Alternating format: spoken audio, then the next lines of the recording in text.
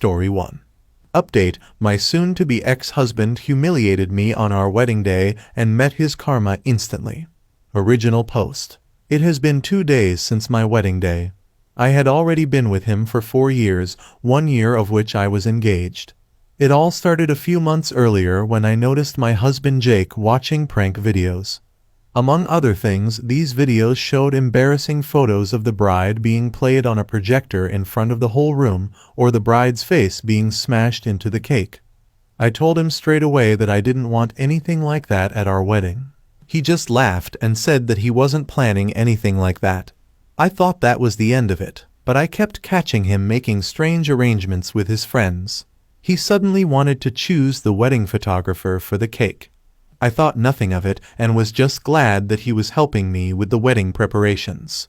Nevertheless, I reminded him the day before that if he did anything like that, I would break up with him immediately. When the day of the wedding came, everything went smoothly until the ceremony, until the moment came when the cake was to be cut. The whole room watched as I made the first cut, and the photographer stood in front of us with the camera in hand. Suddenly, I felt a hand on the back of my head pushing my face first into the cake. Not only my makeup, but my whole wedding dress was ruined. And the whole room laughed. My husband is the loudest. At that moment, the photographer took the photo and Jake said that this was now our wedding photo. I turned around, slapped him in the face, and ran out of the room in tears. Thank goodness karma didn't take long to arrive, and it came in the form of his own brother.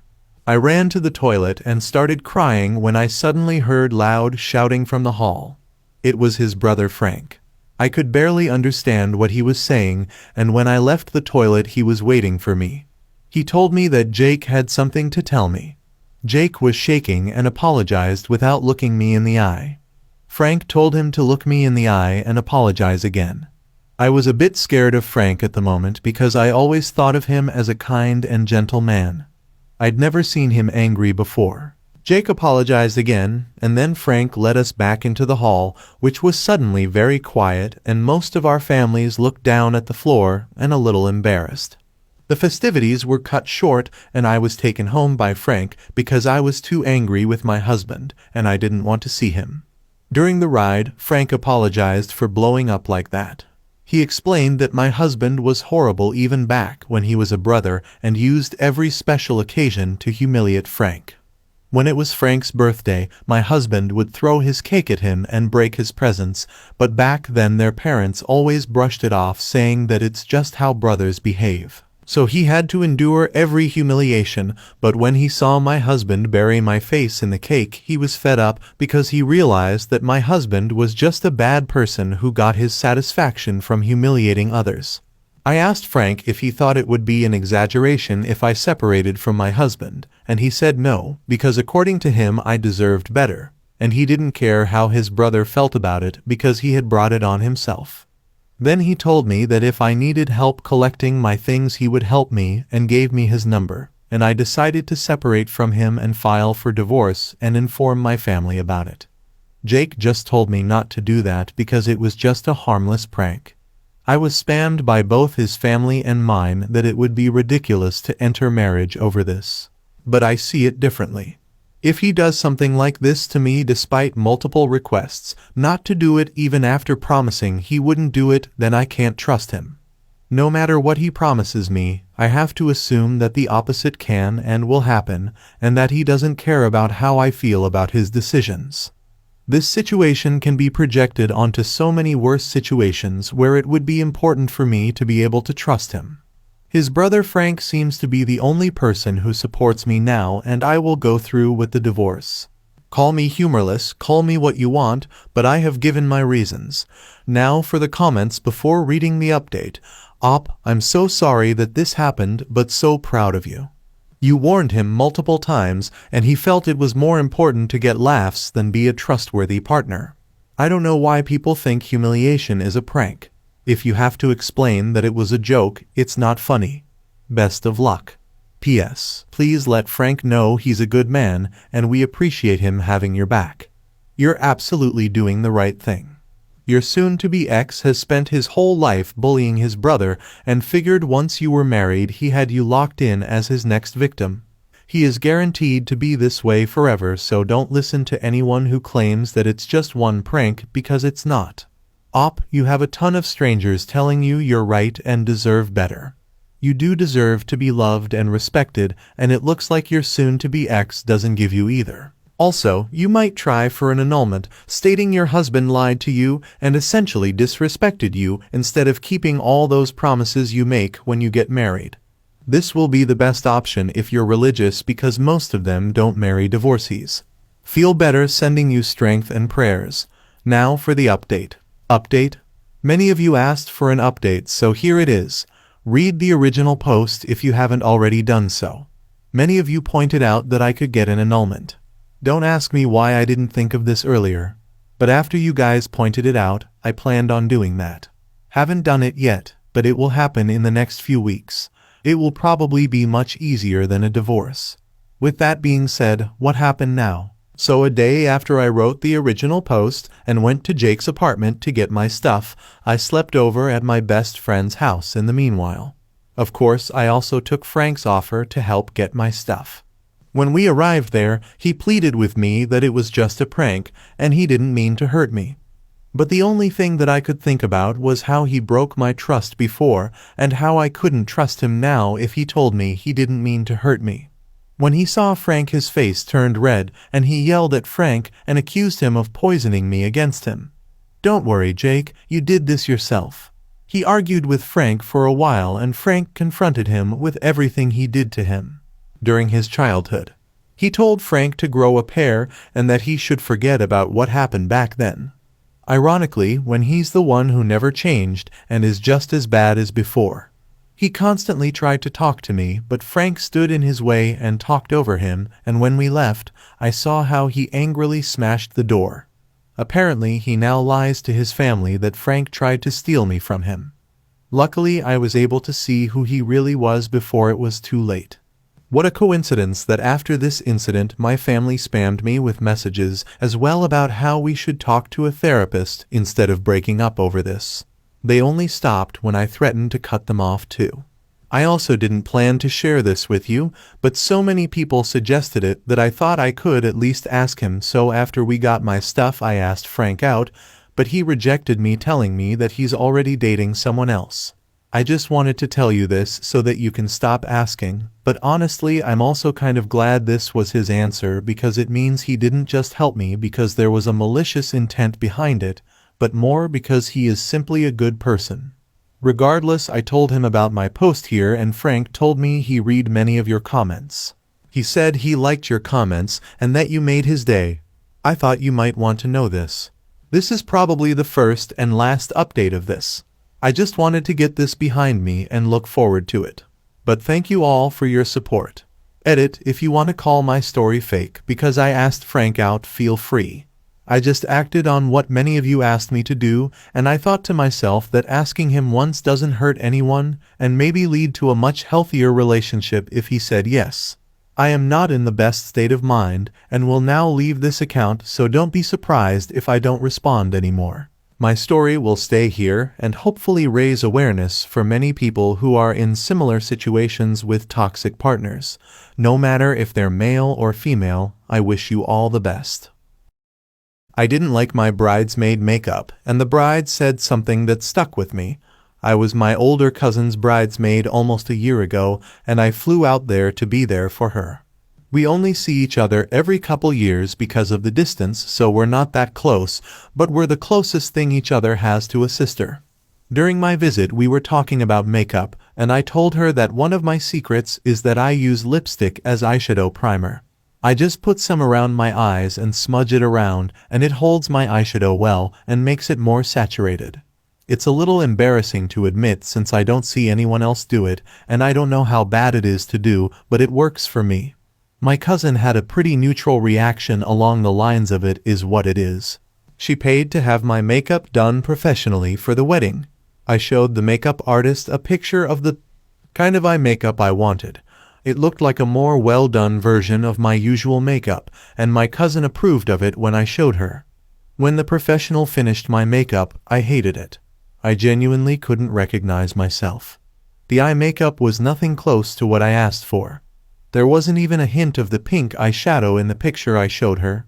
I genuinely looked like the girl with the antennas from Guardians of the Galaxy. Somehow she managed to make my eyes look huge in the strangest, most alien way possible. My cousin could tell something was off by my reaction, so I told her how uncomfortable I was and how much I didn't like it. She insisted that I looked great and that I had nothing to worry about. I even went outside to see how it looked in natural lighting, and I still felt like an alien. When I came back in, I really wanted to touch it up with my own makeup. I forget what exactly happened at this point, if I asked her for permission to add my own makeup, or if she caught me trying to add my own, or if she just saw me pulling out my own makeup bag, but I'll never forget the look in her eyes and the darkened tone of her voice when she said to me, "I didn't pay for your makeup to be professionally done just for you to smear lipstick all over your face." I was so terrified and saddened I almost cried. The way she brought up specifically how I used lipstick on myself just made it feel like such a personal attack, like I was filth for using such a method. I know it sounds overdramatic, but I was pretty much going through the same feelings you would go through if you had a bad haircut. It's pretty superficial and haircuts last longer. But at this point, I was pretty much told I wasn't allowed to do anything about my face for the rest of the day. It was my cousin's day after all, not mine, so I did my best to suck it up while absolutely dreading it on the inside. I was able to get used to it as the day went on, and I had less time to look at myself, but months later my cousin's words still stuck with me. Like, man, I was already mildly embarrassed about my methods. Why did she have to call me out like that when I was already feeling bad? It hasn't affected me enough to stop using lipstick as eyeshadow primer, but I just remember her words occasionally and feel judged. It wouldn't be the first time she's invalidated my feelings. But that's another story for another day. Now for the comments. One thing I genuinely do believe is that makeup has no rules. You can use your lipstick as a primer, you blush as a lipstick, concealer as an eyeshadow, whatever works for you as long as it doesn't harm your skin. People come up with new techniques every day. There really is no reason for you to feel ashamed. Your cousin just said it to piss you off because she was mad. Rock your eye lipstick, girl. I use lipstick as blusher. It spreads better and looks good with a good bronzer. I like to up a little bit in the nose because I like to look like Little Red Riding Hood. I know of people that use brown lip pencils like eyeliners, bronzer as eyeshadow, and these people are professional muas. Use the tools you have like you feel better. Rules are to be broken. She was caught up in her own day, her own makeup, her own dress, and just wanted everything to come together perfectly while making the biggest commitment of her life. Don't read too much into it. Every time I think I'm weird and I find myself hiding parts of me from others, I just Google whatever I'm insecure about and bam, you are no longer weird or alone. Everything that can be done has been done. Story 3. Am I the a-hole for the way that I punished my son for what he said about his friend? Plus update. General post. I, a 36 male, have a son, 15 male, and a daughter, 17 female, and they've been with friends with their neighbor, who I'll call Ron, 17 males since childhood. Recently my daughter and Ron were hanging out with a friend, and they walked into her house as they left their friend's place. This is where the problem occurred. My son, who was at home with me, let out a big sigh after seeing Ron and asked why he was here. I was confused by what he meant. That's when my son vented about being tired of Ron's constant presence and made hurtful comments about his sexuality. Ron is gay. It was shocking because my son has never expressed any issues with the neighbor before and had always been close to him. Ron was visibly hurt and offered to leave. But I insisted he stay, but he said it was okay and left anyway. My daughter and I were rightfully upset, and I admit we were yelling. I asked what his problem was. He yelled back saying he couldn't help not wanting to be around Ron all the time. I tried being calm, asking my son why he would say something like that to Ron.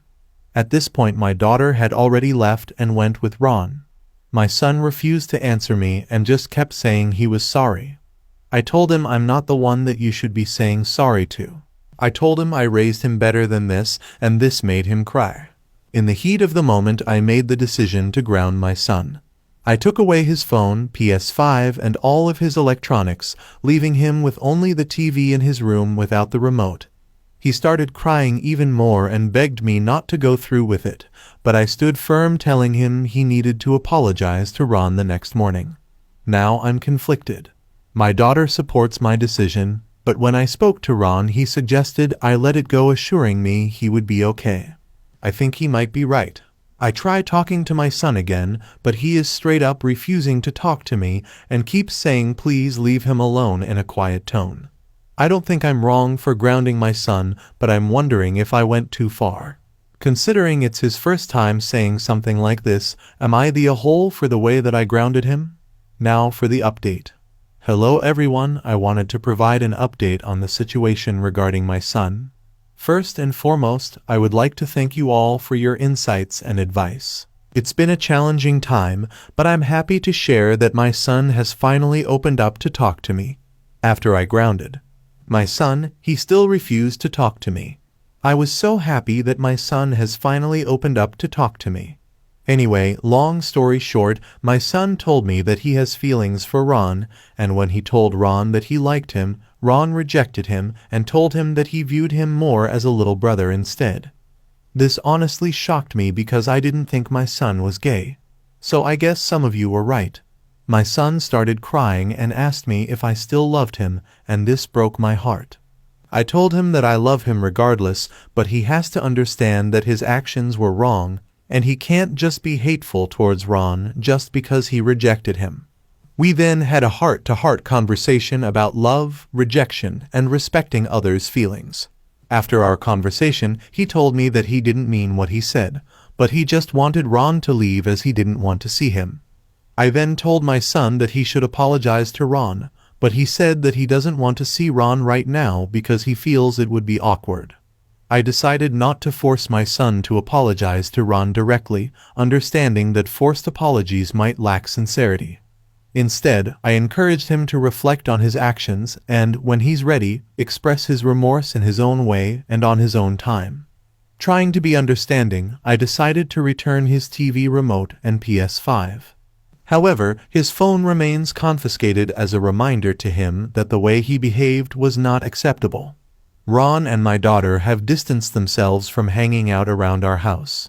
If I'm being honest, I'm positive Ron knew what this was about because he was adamant about not punishing my son for what he said.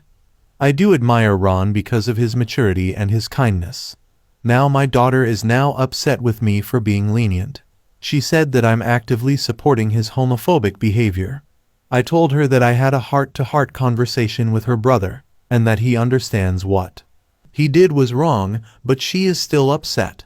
My son didn't want to come out to his sister yet, so I didn't feel comfortable telling her what the conversation was about.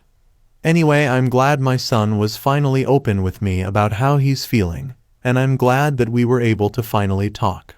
But I'm sad that my daughter is upset with me, so now I have to work out a way to fix my relationship with her. However, I do think this will blow over once my son is finally ready to come out to his sister, and I'm hoping she'd be understanding on why I decided to be a little lenient with his punishment. Story 4.